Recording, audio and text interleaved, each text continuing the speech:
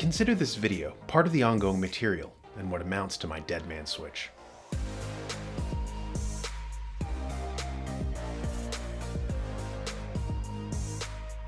After World War II, a funny thing happened. All the empires of Europe had destroyed themselves, leaving open a power vacuum. The United States, which had the blessing of geographic isolation, 2 giant oceans protecting it and 2 peaceful nations on its borders, was unscathed after the war. So instead of having to fight for an empire, like Alexander the Great did with Greece or Darius with Persia, the empire just kind of fell into its lap. Speaking of Darius the Great, an abiding threat to his vision of empire were occasional nationalist uprisings, which posed a threat to his imperial rule. These had to be crushed ruthlessly from his perspective. Local people, whose organizing principle was their ethnicity, culture, or heritage, had to be suppressed. Self-rule could never be tolerated. And this might break out if people had a sense of themselves. Dictators all throughout history have seen this as their one abiding duty, to impose diversity programs as a method to fracture the society and make their rule easier. For Aristotle, democracy is only possible with homogeneous ethnic groups, while despots have always reigned over highly fragmented societies. A multi-ethnic society is thus necessarily anti-democratic and chaotic, for it lacks philia, this profound flesh and blood fraternity of citizens. Tyrants and despots divide and rule. They want the city divided by ethnic rivalries. The indispensable condition for ensuring a people's sovereignty resides in its unity. Ethnic chaos prevents all philia from developing. Getting back to World War II, we assume that we won it. But did we? Did we really? Before World War II, we had the Republic. But afterward, we were offered an empire in its stead. The problem with the global control syndicate is that the people in charge no longer operated with the goal of bettering the United States. Instead, America became only a small component within the larger grid, and in fact, if the people agitated for sovereignty and self-rule, this would pose a problem. The solution? Promote ethnic chaos, division, erase any consciousness of a coherent people or culture, and all possibility for them organizing for their own self-interest would disappear. German Chancellor Angela Merkel made this point when she was speaking at the Konrad Adenauer Foundation in Berlin. She said, quote, "Nation-states must today be prepared to give up their sovereignty." She then goes on to mention mass migration and to say that the notion of a republic relies on the will of the people. But how can the German Republic move according to the wishes of the German people, if there is no German people?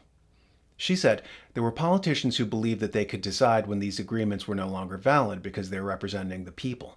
She added, but the people are individuals who are living in a country. They are not a group who define themselves as the German people. This is part and parcel of the thinking we see in the article, EU should undermine national sovereignty, says UN Migration Chief.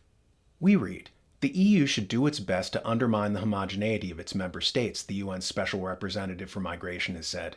Peter Sutherland told peers the future prosperity of many EU states depended on them becoming multicultural. This brand of globalism is being taught at universities now, as one can see by books like Melissa Lane's The Birth of Politics, where we read, politics requires unity. Think of the classic contrast between hawks and doves. Left to themselves, 2 such groups might routinely clash in ways that further widen the gap between them, for they are unlikely to intermarry or interact, loath to associate with those whom they find temperamentally alien. The danger of citizens finding themselves alien rather than kin to one another, which can spur civil war, is perhaps the deepest political danger of all. The statesman's role as described in the end of the dialogue is precisely to set up educational bonds and to encourage intermarriages. We might think more broadly today of all kinds of social interaction and diversity policies that can avert that danger. It might bear pointing out that hawks and doves don't have clashes, as she calls them. Doves never attack hawks. The predation only happens in one direction. So if her metaphor is to be understood, she's advocating for predatory groups coming into the West being given the spoils of conquest, the resources, and yes, the women of the people that they have vanquished. So she sees the role of statesmen to promote intermarriages to facilitate the process, a lesson obviously taken to heart by France's former president, Nicolas Sarkozy. Quel est l'objectif? Ça va faire parler, mais l'objectif, c'est relever le défi du métissage. Défi du métissage que nous adresse le XXIe siècle. Ce n'est pas un choix, c'est une obligation, c'est un impératif. On ne peut pas faire autrement, au risque de nous trouver confrontés à des problèmes considérables. Nous devons changer, alors nous allons changer. On va changer partout en même temps, dans l'entreprise, dans les administrations, à l'éducation, dans les partis politiques. Et on va se mettre des obligations de résultat. Si ce volontarisme républicain ne fonctionnait pas, il faudra alors que la République passe à des méthodes plus contraignantes encore. So we're at a point where the empire represents not just an existential threat to the republic, and every republic, but to all the peoples who composed those republics and whose unique expression they were. We see this betrayal of the republic for the advancement of the empire by our own senators, who recently snuck a mass amnesty rider into the infrastructure bill.